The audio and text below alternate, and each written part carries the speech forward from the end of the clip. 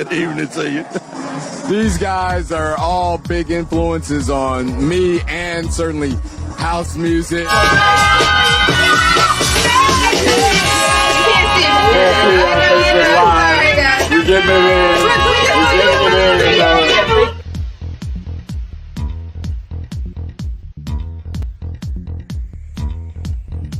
No, that does not sound like a life. Walk around with that collar popped up. Yeah. Hey, do this. Yeah. You go over there. So let's go on that. I want to talk a little bit about each of your illustrious careers, because you guys have done a lot. All three of you have done amazing, have had amazing contributions to what we call house music. This is the Vintage House Show. And so part of what that is about is celebration and preservation. This is Lauren framing, but the celebration and preservation of Chicago house legends and Chicago house music. And I think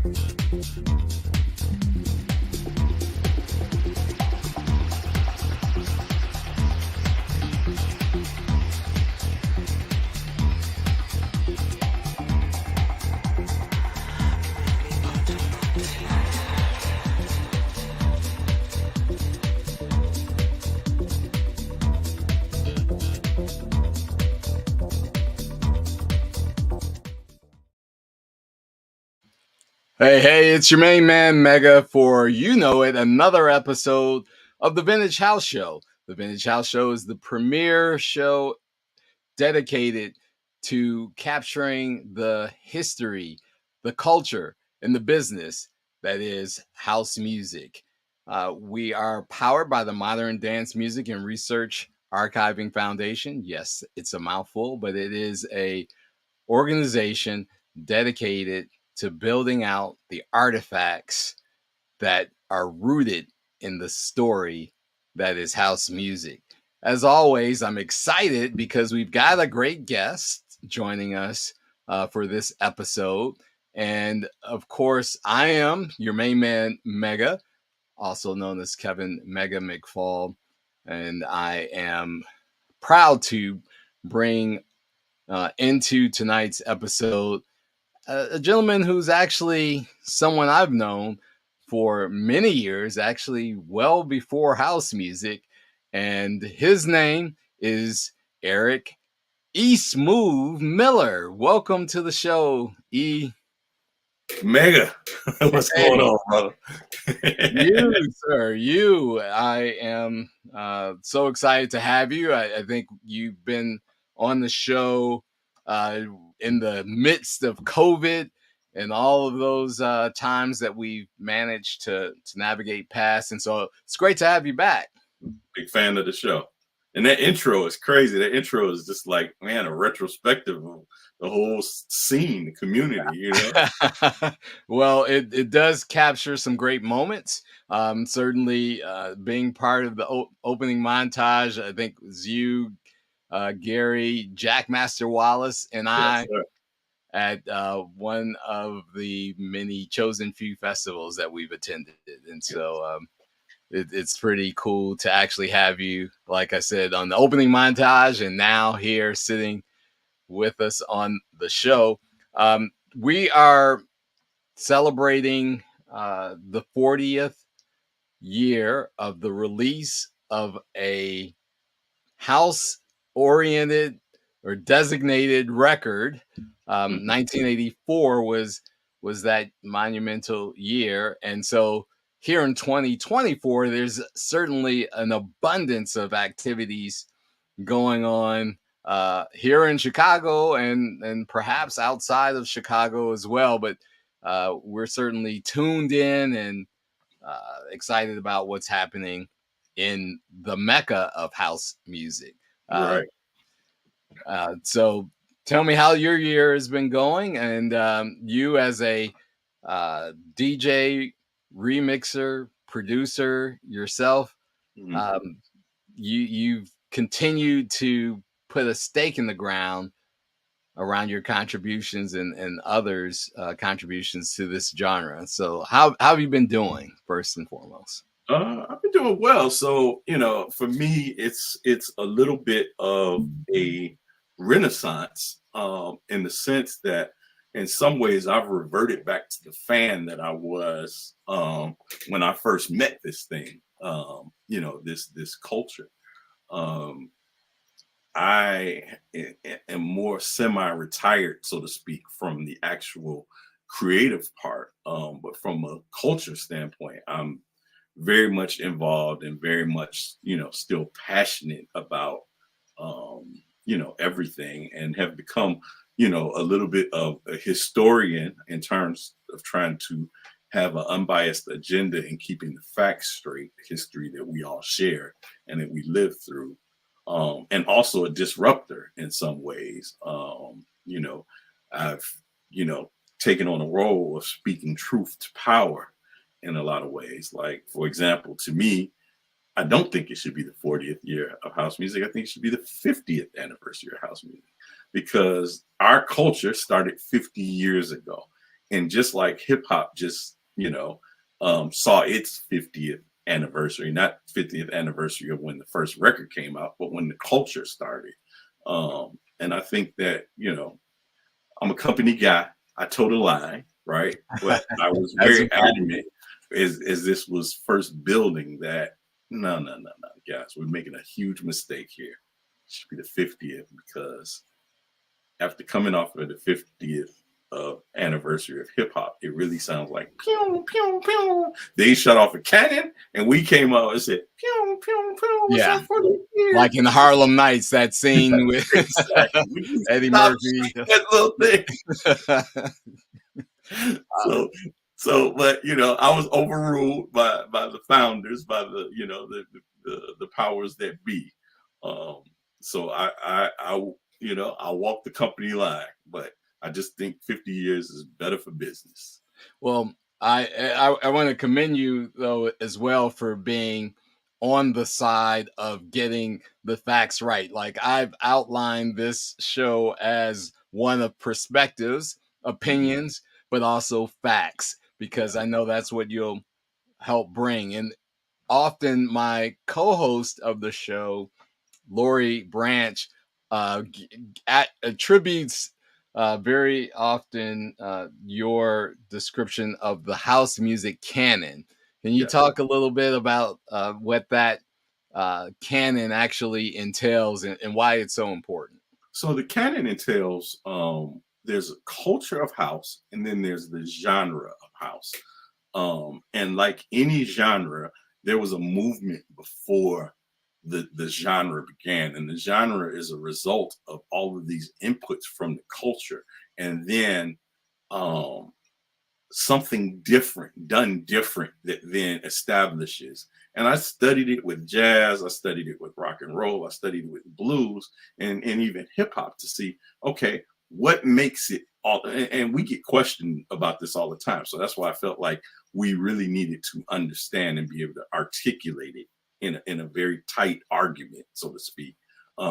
Why house is house? Why house isn't just a continuation of New York disco or the club music that was happening post disco in New York that we actually played and considered them part of house culture. So it gets really convoluted in there. So that's why you need so much clarity and understanding why house is house. And it starts with, first of all, the culture, and then how that migrated to a genre. As the culture continued, the culture still exists and is continuing.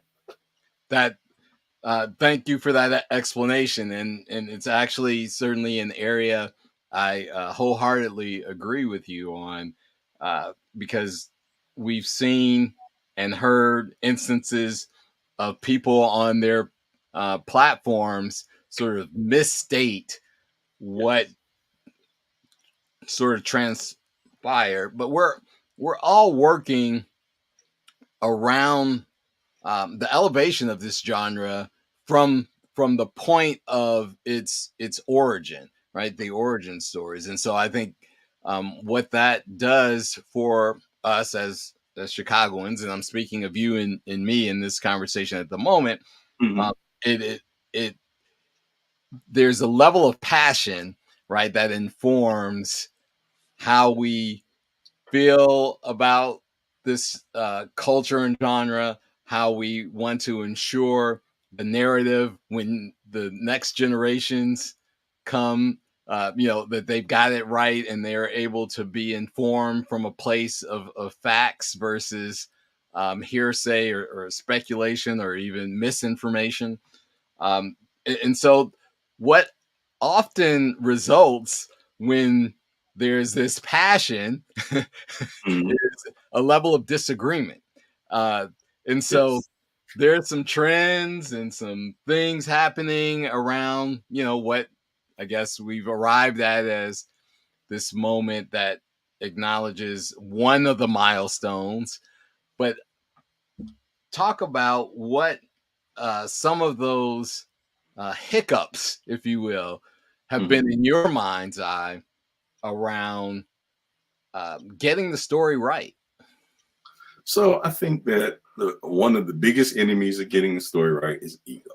So ego and agenda, right? So that's the first thing. I think the second thing is house music itself has been a little bit of a bastard child, even from the beginning.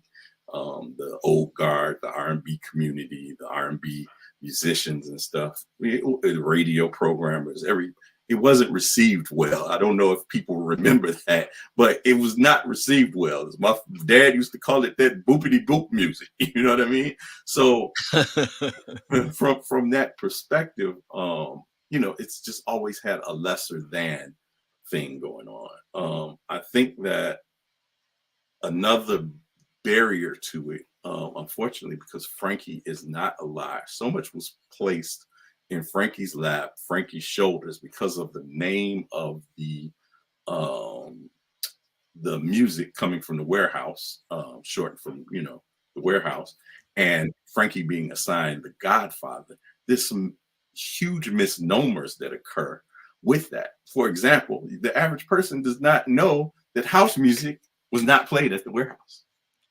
That's right. Meaning house music, the genre. House Right. music It was culture, of course, was named after the warehouse, but the genre was not played at the warehouse. it was Most people disco and don't know R that. and B, and yeah, Absolutely. But most people don't know that. So, and without Frankie being here to set some of those records straight, we place even more of that in that space. And what it does is, in reality, there's only 100%, right? You can play with it all along, but yeah, 100% is the finite, right?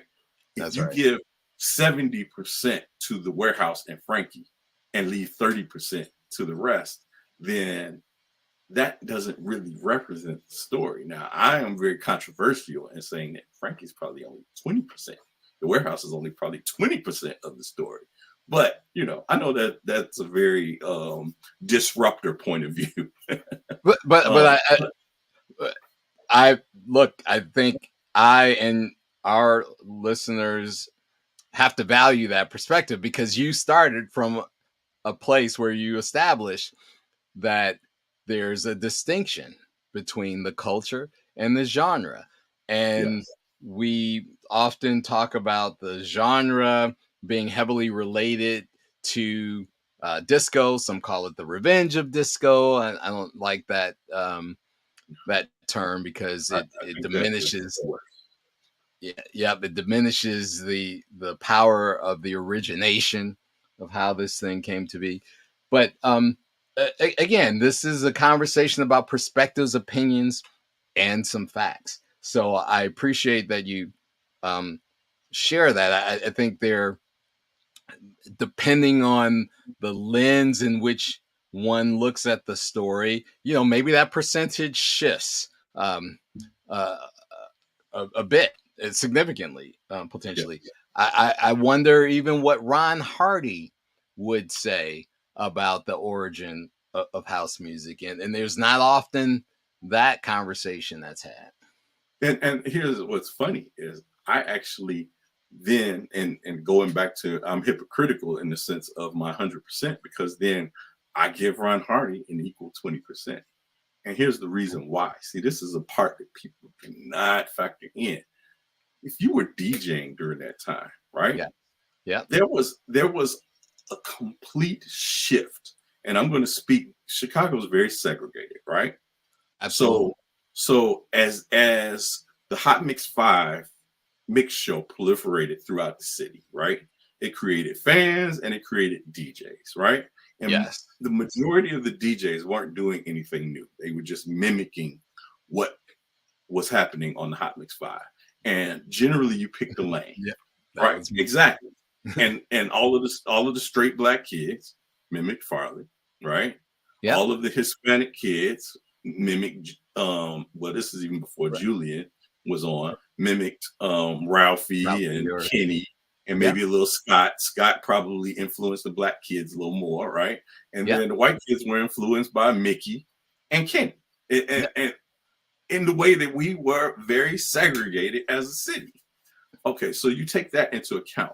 So based on that, you were doing in 1982, if you were DJing in Chicago, you were scratching, you were doing backspins, you had double tracking, you just all of that, right? Phasing, all the stuff. So every record you bought 2 copies, because that was really, it was more emphasis on the tricks that you were doing with the records than the actual programming of the records. Take us back, E. Take us back. And for the most part, the crowds accepted almost whatever you would play, because it felt like, if it sounds like this, it's that music, and I'm about that music. So there was a lot less questioning of music that you would play. So there was a time, yes, you had your filler records and stuff like that, but in terms of peak records, everything was almost a peak. So Calling All Boys was a peak. Don't You Want Me Baby was a peak. Beat the Street was a peak. All of these records were peaks because they were so different than what was played on mainstream radio, that as long as it wasn't that, it was acceptable to that crowd. So your emphasis was a lot more based on what you could do with the record than even how the record sounded in some cases. There's a lot of records that we played that, they were okay records, but it was more the tricks that you were doing with them that made those records popular. I'm enjoying this point in particular, the whole conversation, but it also takes us back to the fact that rock and roll music was being played and interjected in these mixes and in this experience, as well as from a house culture. From a house culture. The culture. Yes. As well as the Euro disco or Italo disco, depending on what was your favorite. Capricorn, I Need Love was certainly great in that sense. But I think there's also a piece, and I'm sure you'll speak to it, but I'm going to go ahead and tee it up for us. You talked about the Hot Mix 5, WBMX specifically, because that's where it really started. In fact, I came across this great picture from Chicago Fest that was on one of these, old time Chicago Facebook groups.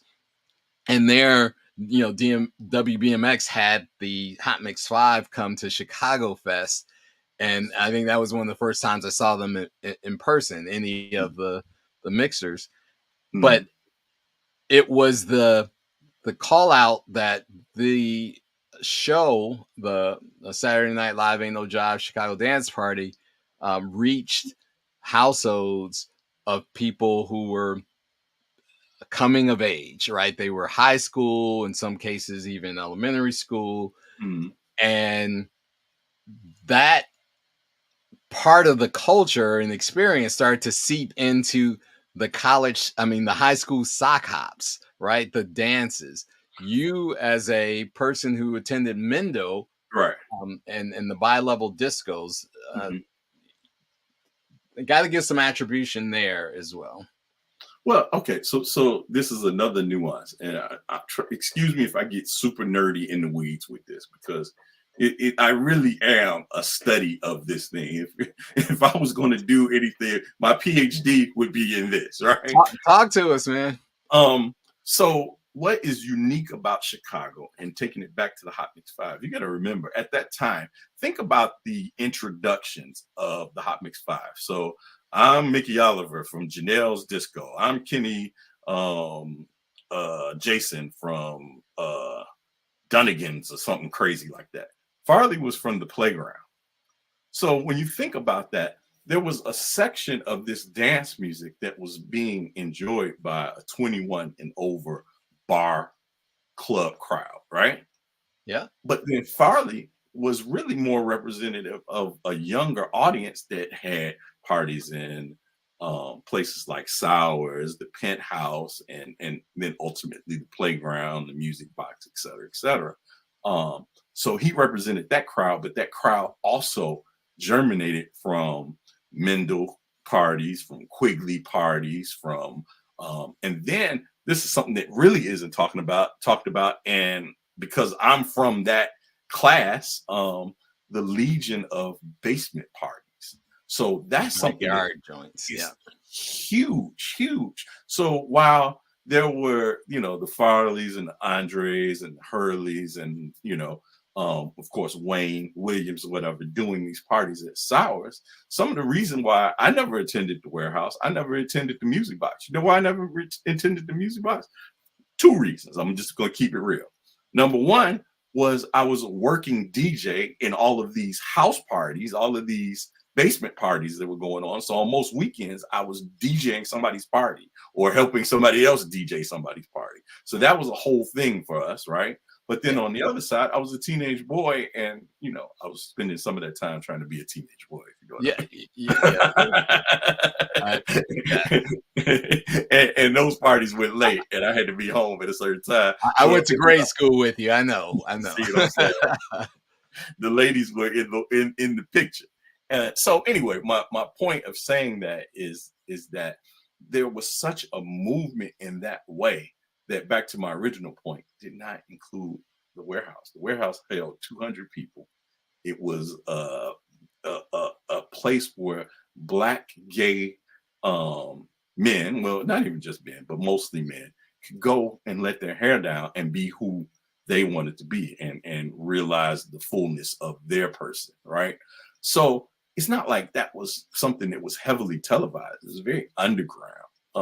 So to think that when you put the science to it, place holds 200 people. Yes, by the time the night is over, there's probably 300 people to pass through. I'll even give you 400 people to pass through, right?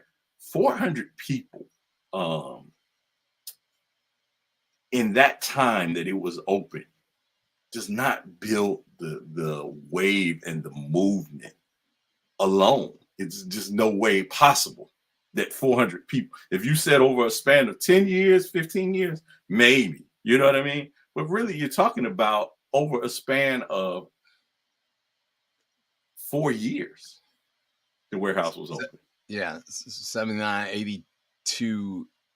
So yeah, about 3 to 4 years. Yeah, so in that term, it's just scientifically not possible, and you didn't have social media back then. That's where I was going to. You didn't have cell phones back then, so really, it was literally word of mouth. Yeah, the real organic influencers, and so I'm going to put forth my perspective because I did go to the Warehouse. It was the winter break of my freshman year of college. I came up from Champaign, Urbana. There was a mystique, right? That was the aura that was the Warehouse. And one of my friends, Lori Peppers, another Lori, who I was attending college with, told me and actually some of your fellow Mendel Monarchs, Warren Wilson and Tony Anderson. She's like, yeah, you all should come through because we were all down at U of I together, and so we met her there, and we couldn't get in. Right? They had flipped to membership night. You got to be a U.S. Studios member, and unless you can't get in, and we just hung out for like, it was at least a couple of hours, and then eventually we went and approached the door again, and we were granted admission. And so the whole experience of going down the stairs into the area with the music pulsating, like you felt every note, every beat. Mhm. That eponymous experience was something that I left the venue wanting to recreate in other places and spaces. And I think that piece is what happened there. I begun using this term. There was a level of appropriation that took place, in taking from that place and space, whereas you described, it was great for the gay and queer community to be able to be free and authentic in who they were. And yet it got sort of other visitors started coming in and taking pieces of that away. And I think that helped amplify what that experience was, and then in fact morph it, right? It was a mutation. It got mutated. Yep, I like that word even better. It got mutated as we went to some of these high school dances and rented out venues like Sours and the Loft, which were other types of venues by day, and party places and spaces for young, underaged people to attend at night. And well, I'm glad you brought this up, because here's an important part, right? To your testimony and my testimony, right? So you graduated college in what year? I mean, you graduated high school in what year? I graduated high school in the spring of 81, May 81. Right. So you caught the tail end of the warehouse then. Yes. Right.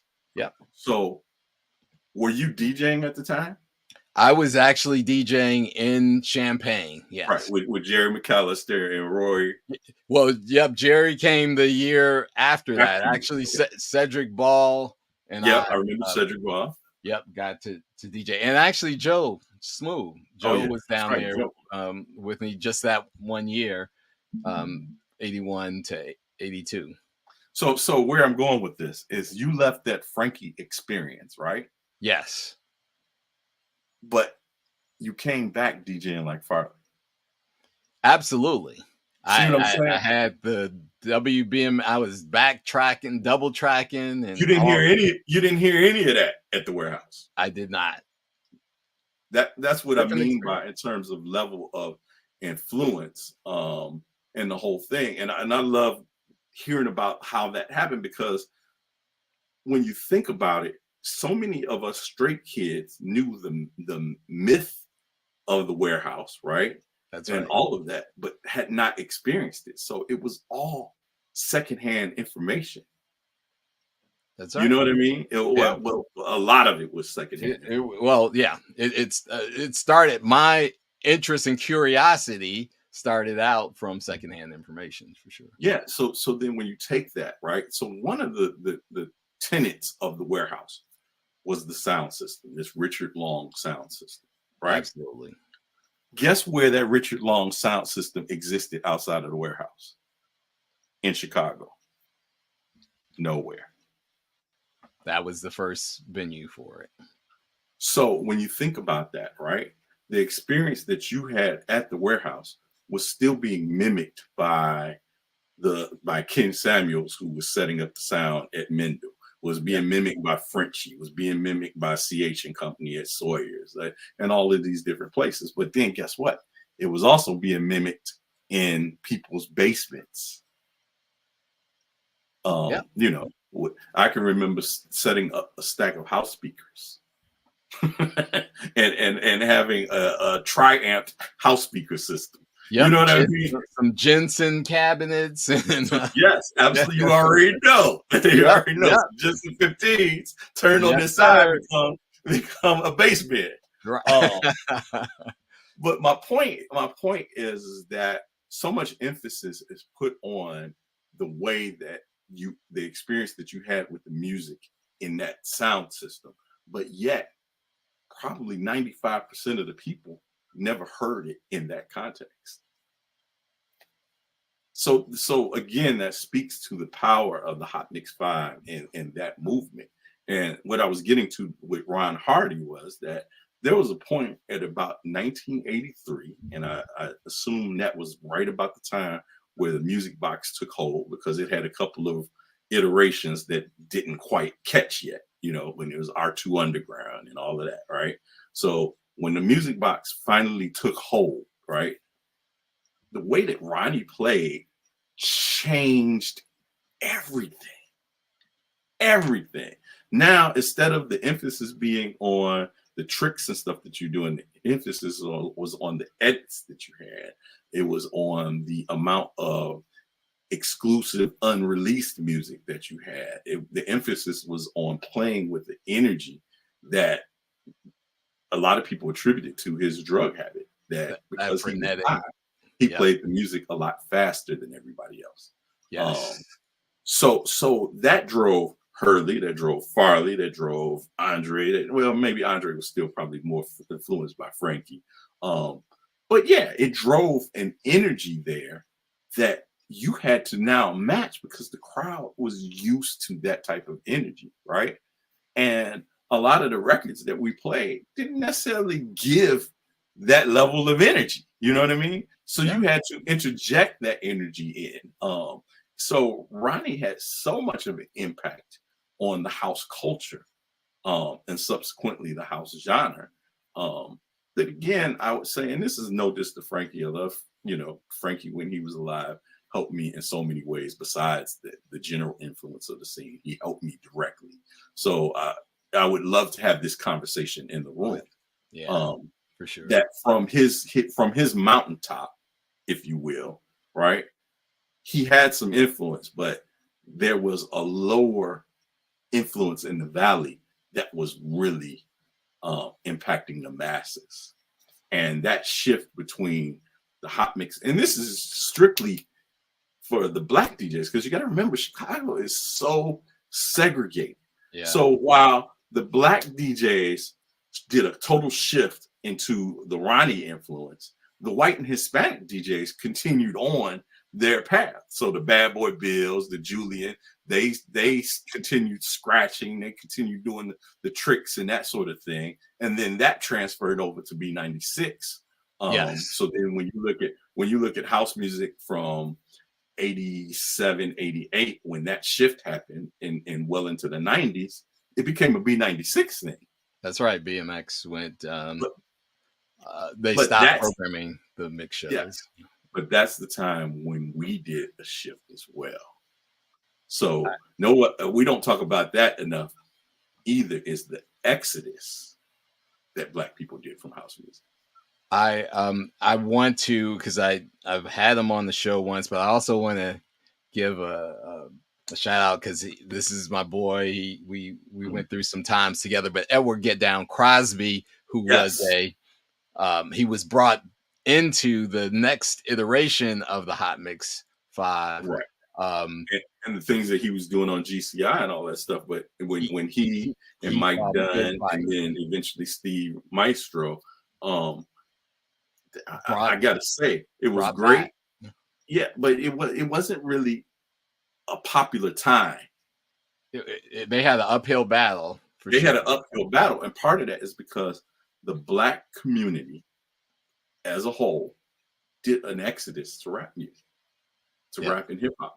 That was then the advent of New Jack Swing, and all of that went that way, and it became at a club called Dejois, right? You would go to Dejois, and this is probably circa 91. You would go to Dejois, and 80% of the night was New Jack Swing and all that stuff, and then the last 20% was, okay, now we're gonna play some old school hip hop. I mean, old school house music, along with the current stuff, the Liddell Townsend, New, those records, some Out Here Brothers, and Well, that even predates Out Here Brothers. Mirage. Yeah. Yeah, you're right. That came like mid 90s and later. Yeah. Yeah. Yep. So I wanna switch gears a little bit because we could dedicate we an can do a entire whole show just on that. to culture. But there's I talk about Vintage House Show in the context of certainly the music 1st, culture. But one of my strong affinities is around the business because that's where I sort of plugged in and found my niche in trying to support all the creators, right, in elevating and making the business make sense. Today, here in 2024, right, the business of house globally is booming. There are some challenges still with, I think, the business, particularly here in Chicago, flourishing in the way that one might hope and expect it to flourish. So I want to get your perspective. There's a Chicago, the city of Chicago's Department of Cultural Affairs and Special Events is hosting their annual house music conference, which on some sides of it is intended to try to uplift the business knowledge among the Chicago creative community. On the other hand, it's intended to showcase some of the talent. Can you talk about that platform and others that you've seen with this intent? Maybe they hit the mark, maybe they missed the mark, but what are your thoughts about the business of house music and how Chicago either supports it or needs to do more? So I am very split in that, right? I'm very split in that because I do appreciate, I'm old enough in this thing to remember when it didn't get its just due. I'm old enough to remember when, and this is probably most of the time when it's used in a lot of ways. So like we mentioned the Chicago Fest, house music. Oh, that's great. Let's have house music, during Chicago Fest. And, it's erupting from the streets, but then it doesn't get its mainstream just due. To me, a great example of this is there was a time when B96 was playing Dajé, Brighter Days. They were playing the Ooh, I Need Ooh, because it was so big in the streets. It's infectious. Yeah. Infectious. And they were playing it to death, but they never actually put it as an official ad. So rotation. Yeah, to rotation, where you could actually then use that to go get more ads around the country in the business that they're normally in. And that's just a perfect example of how house music is used in so many ways. So back to what you asked me, I think that it's a great thing that they even do anything, right? So appreciative on that side. Okay, so then after you take the appreciation, you say, okay, that take a bite of that. Now you taste it and you say, yeah, but this isn't what it's supposed to taste like. And then, I'm kind of a disruptor in the sense of, I just feel like it's always executed in a lot of ways so wrong. And it's because it's executed in a way that is not, of the culture, people of the culture. And I realize the culture is very diverse. I realize that there are many different perspectives on house music. And I think that we can do a better job. They could do a better job of bringing the right representatives from each parts of the culture to the table, find some common ground that everybody agrees on, and then take a piece of each side and include that. And, in true negotiations, if everybody's pissed off, you know what I mean? If everybody's happy but a little pissed off, then you did a good job of compromising everybody's stuff, That I appreciate that perspective and wanted to provide full disclosure that in the past, the past 2 years, 2023 and 2022, the Vintage House Show had the privilege of leaning in and contributing to the programming of the Chicago House Music Conference. we had if, some if good outcomes from that. if I can just interrupt you to say that anybody who's ever consulted before knows that consulting is two parts. It's the expertise that you bring, but it's also the client actually listening and utilizing that expertise. Hello, right? Yeah, Because consulting into a brick wall does nothing. I got the brick wall, right? yeah. Consulting into a brick wall does nothing. Nice use of that background metaphor. I appreciate that. But and so it again, on one hand, I think there's also this dimension of celebration, right? Mhm. It's intended to showcase and celebrate what was originated here. But I think one of the reasons you and I, are pretty well aligned on some things here is uh, we're forward looking. You want to look out into the future and see Mhm. this thing continue to grow and expand. And we're both girl dads, right? We want Yes, maybe our daughters will have I've tried. some I've tried. affinity.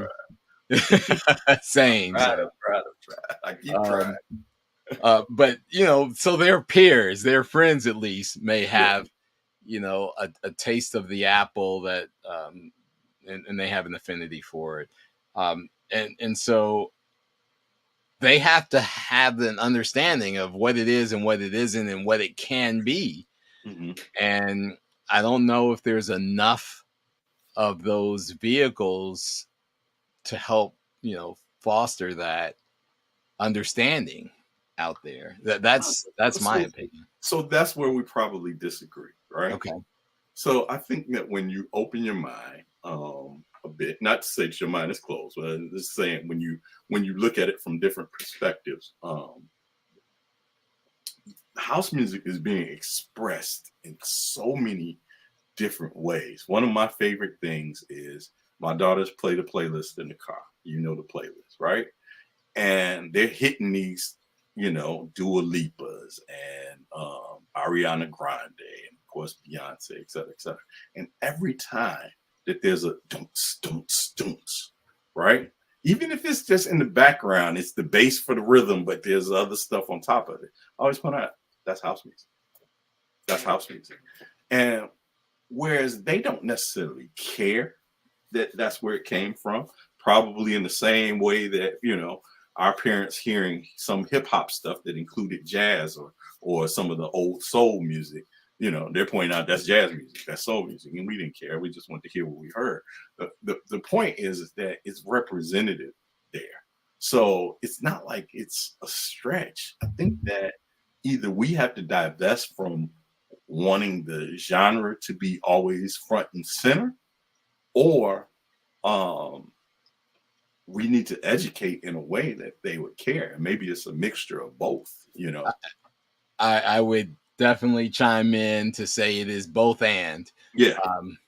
You and I appreciate you breaking it down that way. And after I said it, I went right back to my Spotify library, and in fact, my daughter had gifted me this playlist. We call it the mini mega playlist, Oh, and nice. it's an interesting mix of songs that she included in it. Um, that does you're right in that it has to be a point where we're also helping connect the dots for them, Mhm. and going even further than a playlist and the Dua Lipas and Ariana Grande and Beyonce and Drake's, Mhm. right? Even I remember there being some interesting discussions on Facebook when um, retail has or the agencies for retailers have adopted house music in some of their commercial spots. Mhm. The Targets of the world, and I forget who it was that used the church song. Uh, It tomatoes, greens, dreams, that one. You name it. My brain is a little fried. Well, But here's you get what's the point. all around the world. It's all being used. You know what You're I right. mean? You're right. But it's In the the attribute. U.S., we see a peak of it, but all around the world, the most underground records, that you think nobody would know outside of some underground club. They're using them in these pop, and I shouldn't say pop, in these mainstream advertisings. Yes. Again, that's my mantra right now is house music sells everything but house music. That's somewhat tragic though in my mind. Right? It's stepchild, and I talked to Maurice. Maurice Joshua is my partner and best friend, so we have a lot of conversations, right? And Yes. one of the things that I said is, in actuality, it's not that we got to convince them to do house music, these pop artists, right? So we spent our whole careers remixing these artists, saving in a way that our mixes are utilized to build a story that takes them to radio, takes them other places. So their objective back in the day was to get a #1 Billboard record, right? And they could take that #1 Billboard record and say, see, it's going crazy in the clubs. Radio programmer, you need to be programmed in this. And not our version, but the original version, ironically enough, right? Yes. But it was used as a tool, right? So, but we were never good enough to be on the album originally. We were never good enough to co-write with the artist. We were never good enough to collaborate in that way, right? So that's always been our desire is, let us in, let us in, let us in. And one day, Maurice and I were talking about it. And I said, well, in actuality, it's not that they're not doing house music; they're just not doing it with us. Or as the first jumping off point of creating something that the world is waiting to embrace and digest. We talk coming from a corporate realm, before the internet was as pervasive as it is today. Companies began to adopt internet and internet technology. They began to use this term called digital first. We're a digital first company, right? Mm-hmm. And that means they're out of the box. Their investment in developing products and capabilities was digital, as opposed to maybe manufacturing something or providing physical service. Yes. And so I think you hit on a great point that the record industry hadn't there I would say there was that window where they were going disco first because it was such a commercial success, right? There was a whole shift in jumping on disco, and then they quickly switched gears when it became a genre under attack and systematic racism. That occurred again and reared its ugly head within the music. Don't get me started about the minute that you exclude the cis white male is the minute that whatever it is going down. The minute that they feel not included and not able, that's real. There was a period where there was a joke, right? Where the cis white male would have this joke about them not being able to dance, right? And that was funny. And then that floated into a space where they were no longer cool. They were no longer, they weren't held on that pedestal. And that's when disco had to go. Yeah. You bring up something that I had once gotten into a debate with a cis white male around when RuPaul had a dance song, right? And they didn't see themselves in that caricature, and it was an attack that on the genre. And the argument I remember was that dance music is a joke. Just look at, RuPaul, and I was like, you get WTF? I can't curse on the show, but Right. it boils down to exactly that, which is also the case, the antithesis of why DE&I is needed, right? Because we in order for us to be included, we have to see ourselves, right? Right. Organizations have to see us in the roles that they've historically placed others of heterogeneous, and very uh, comfortable to them kinds of roles, and so it's the same in the music business, it seems. I mean, it's pop culture, and Yes. that's a whole nother show about the DE&I aspect, right? But Yeah. I think that again, when you look at from the standpoint, that's why EDM Took works in the off. way that it does, because it's inclusive of the cis white male. In fact, it's dependent on the cis white male. David Guetta, Skrillex. Well, all of them, you know what I mean? I won't even Yeah. put it on one person. David No, probably is no, is just the Frankie of that genre, right? Genre. example simply. I'm not Yeah. faulting them necessarily, just calling Well, out. the reason why the reason why you felt pushback from me is because, unlike a lot of them, David recognizes he was around when he started in house music, so he is the bridge from house to EDM, and an example, or one of my strong arguments, that EDM is just an offshoot of house music. It's a No doubt. mutation of house music, and it was a way for the cis white male to rediscover the guitar, rediscover rock, and not because guitar is used heavily in that as an instrumentation standpoint, but there was a time where a cis white male, in whatever state he was, whether he was in a emo phase, or introspective, or if he just wanted to be cool and entertained, he would learn 3 chords in his garage, and him and his friends would start a band. You know what I mean? And if he was lucky, the girls would get excited and go, right? And then after a while, that became not anything new anymore. You know what I mean? Here comes the discovery of, you turn that speed up a little bit, you interject the rawness that was born of original house music. And he said something that is really important that I think was missed. I don't know if we talked about that backstage or on this thing about Patrick Moxey being here during. Yes. Okay. So 2 years ago here in Chicago for the Cultural Affairs House Music Conference.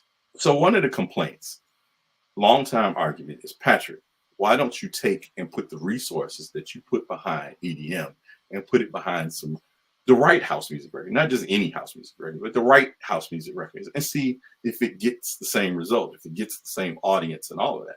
Test, experiment, learn. All of that, right? Yes. David Guetta talked about his desire to return to his roots, his house roots, that EDM had turned into this thing where they were just turning them out, and it just didn't represent the passion and all of the things that he originally started with. So he wanted to go back to his roots. He said one of the problems is that house music does not bring the energy that is needed for stadiums.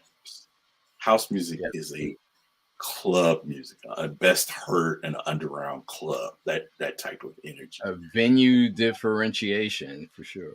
And it made so much sense to me hearing that. It's like, yeah, you actually, I hate to admit it, but you're kind of right. In the sense that the rawness that they have, I mean, I could do a whole hour just on this, right? So let me cut it down. Let me just basically say that the things that appeal to that stadium crowd I don't know that house music would have the same effect in that way and be able to connect that crowd in the same way. So that speculation is fair, but I still go back to the last point about test, experiment, and learn. And just in the same way that the record industry used remixers and producers to infuse a house vibe to some songs that didn't start out as house initially, maybe there's, and it happens today, right, where there's EDM remixes of some songs, or at least samples of Well, some classic house songs that are used in the EDM. Well, that goes on all the time. You know what I mean? Like a Defected will do something that is EDM leaning of a house classic, and even for a lot of purists, they will consider some of the releases on Defected as EDM, where Defected feels like, no, this is house for us. This is house. You know, I think the purists in our scene, our purists, and I'm not talking about individuals. I mean just our purest spirit. We are rejecting of that. And I think it's in some ways, again, I'm conflicted, right? Just being honest, right? Yeah. The business side of me says that inclusion and integration benefits house music. A high tide raises all boats, right? Yes. So I get that part. But the 14-year-old in me who chose house music as an alternative to the mainstream, looking to turn away from the mainstream. And if the mainstream liked it, we wanted nothing to do with it. Nothing at all. There was very few exceptions at those parties in 1980, 81, where you heard that record at Sawyer's and also on the radio. Very few exceptions. Yeah. And so that spirit still lives inside of me. So I get it, you know, but I feel like, you know, the adult in me knows that if a record makes $300, how many times can the producer make a $300 record before he has to divest from making records? Whereas these producers over here are making records that generate millions of dollars, and then as a result of it, they're DJing at events for you know, that generate, you know, $150,000, $200,000 for 2 hours worth of DJing. You know, so it's a David and Goliath battle. You know what I mean? It is, and we're gonna have to schedule a special 2-hour edition of the Vintage House Show next time we talk. But in the last 5 minutes, I want to ensure some of our audience questions are addressed. So house, and we were sort of just talking about, this is a good segue to this question asked by one of our listeners. Are there emerging subgenres or styles within house music that you're particularly excited about? So Afro, I think the Afro beat, I think has a lot of promise. It's proven in South Africa that, you know, Black people connect to it, and you know, a lot of times we are the trendsetters. And you've seen things that are very close happen in the mainstream and on Black radio. So I think that there's a lot of, if our daughters, say for instance, were going to attach to it, it probably would be through Afrobeat. First. I'm on piano and Afro house, and yep. Yeah. Love that. What do you think the influence of technology has had on both the art and craft of DJing, as well as production and distribution? And particularly, I'm interested in your opinion of what is a very recent change in, well, not change, but introduction into DJ equipment technology with the Alpha Theta rotary mixers.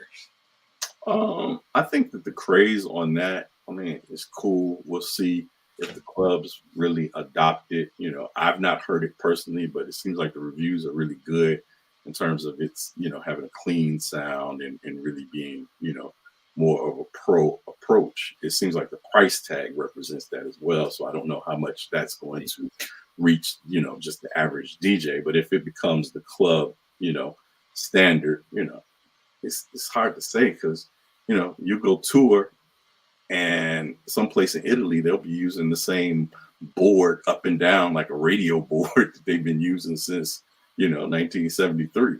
You know what I mean?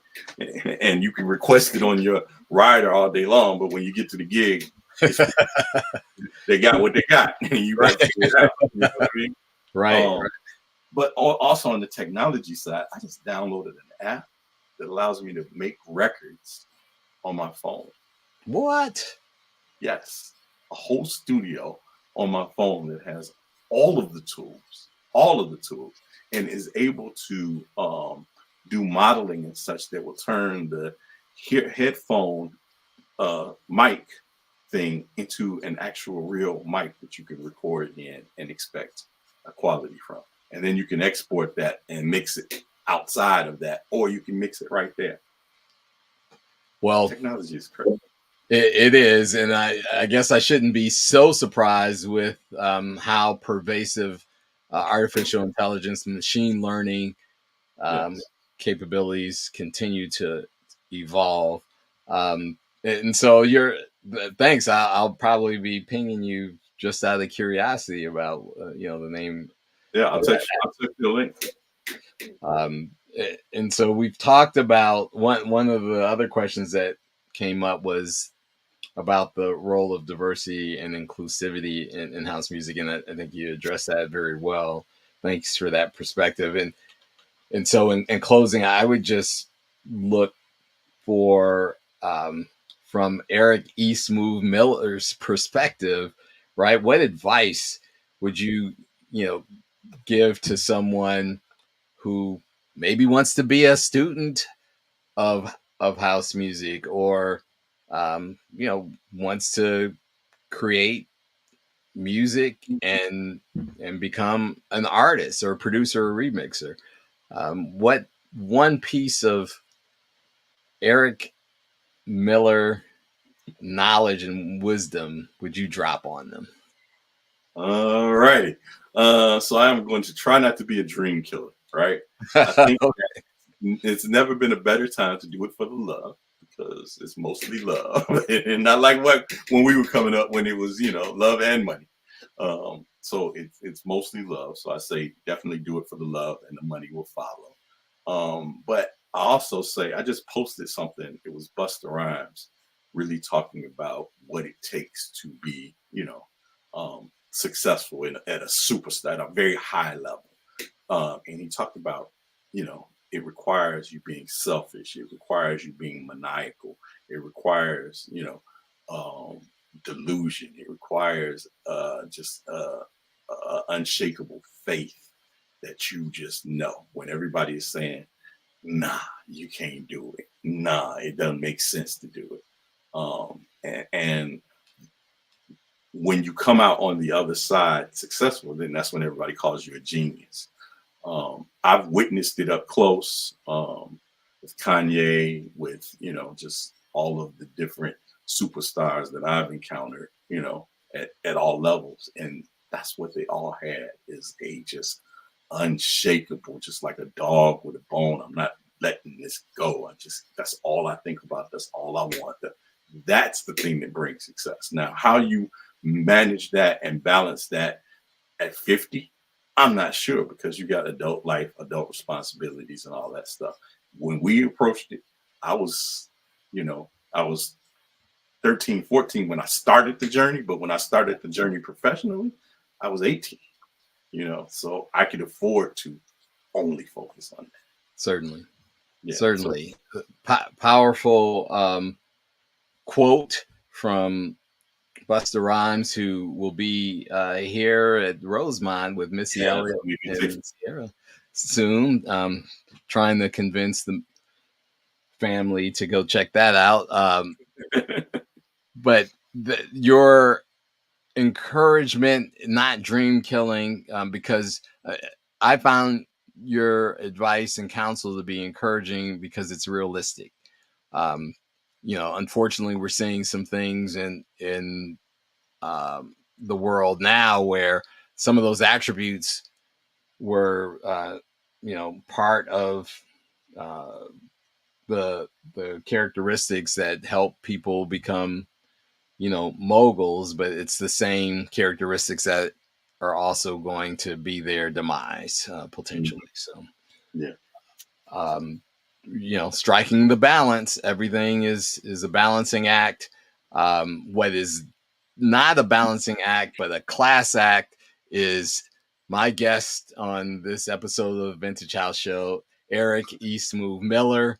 I say that not just because I'm biased that he's somebody I grew up with in grade school, but because he's definitely one still committed to making sure that the facts, opinions, and perspectives on house music are out there. He holds nothing back.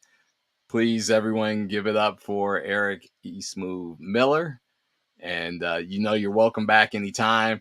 I know my co-host is going to want to get some time in with you, especially after this episode. But shout out to DJ Lori Branch and our super duper executive producer, Lauren Lowry. It's been this Love was a them. conversation. Yes. Not an interview, but a great conversation with an old friend. And I'm looking forward to having many more with you, sir. Thank you for spending the time with us. As well. Thank you for having me. And where can people check you out if they want to hear your perspective or reminisce on some old stuff? Yeah, so I do have a single coming out. I probably should mention that. It should be dropping late May, early June. So you'll see that as part of an album deal with Credence Records in the UK. So I have an album coming out. They want me to do social media and all that stuff. I'm just, I'm an old dinosaur. Oh man, you're gonna have to hire your old publicist back again. Give me shoot me a text about that too. And yes, absolutely. We'll help you work it out. So that stuff is coming, but E-Smoove Chicago, E-Smoove Shy, I should say, CHI. It's my Instagram. And where else? Facebook. You can find me popping off on Facebook under Eric Miller. Cool.